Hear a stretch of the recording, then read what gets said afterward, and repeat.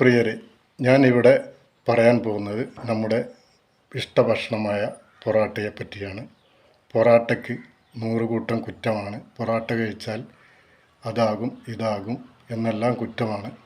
എന്നാലോ പൊറാട്ട ഇല്ലാത്ത ഒരു പരിപാടിയുമില്ല. നോമ്പ് തുറക്കുകയാണെങ്കിലും, കല്യാണ വീട്ടിലാണെങ്കിലും, സൽക്കാര വീട്ടിലാണെങ്കിലും, എവിടെയാണെങ്കിലും പൊറാട്ട ഇല്ലാത്തൊരു പരിപാടിയില്ല. എന്നാൽ പൊറാട്ടയ്ക്ക് ഭയങ്കര കുറ്റവുമാണ്. പൊറാട്ട വളരെ മോശമായ രീതിയിലാണ് നമ്മളെല്ലാവരും കാണുന്നത്.